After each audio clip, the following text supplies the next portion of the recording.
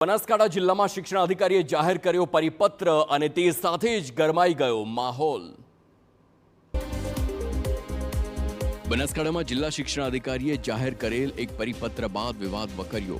પરિપત્રમાં શિક્ષકોની વસ્તી ગણતરીની કામગીરી ઓન ડ્યુટી નહીં ગણવાની સૂચના અપાઈ અને વસ્તી ગણતરીનું કાર્ય શાળાના સમય બાદ જ કરવા આદેશ અપાયો।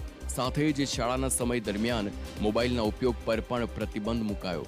પરિપત્ર બહાર પડતા જ શિક્ષક સંઘે બાયો ચડાવી આ પરિપત્ર રાજ્ય સરકારની માર્ગદર્શિકા અને અન્ય સ્થાનિક સંસ્થાઓના પરિપત્રથી વિપરીત હોવાનો આરોપ લગાવ્યો।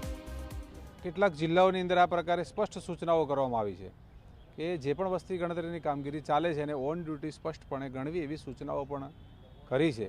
તેમ છતાં પણ બનાસકાંઠા જિલ્લાની અંદર આ પ્રકારનો એક પરિપત્ર જે થયો છે એ બાબતે અમે વહીવટી તંત્ર સાથે રજૂઆત પણ કરી છે, અમારી વાત પણ મૂકી છે। એક તરફ શિક્ષક સંઘ દ્વારા પરિપત્રમાં સુધારો કરવા કલેક્ટર પાસે માંગ કરવામાં આવી તો બીજી તરફ શિક્ષણ અધિકારીનો દાવો છે કે વિદ્યાર્થીઓના અભ્યાસ પર કોઈ અસર ન પડે તે માટે આદેશ કરાયો હતો। બાળકોનું શિક્ષણ ન બગડે અને બાળકોનું 100% નામાંકન થાય એ માટે શિક્ષક મિત્રો સારા સમય બાદ વસ્તી ગણતરીની કામગીરી કરશે એવો પણ નિર્ણય કરવામાં આવેલ છે।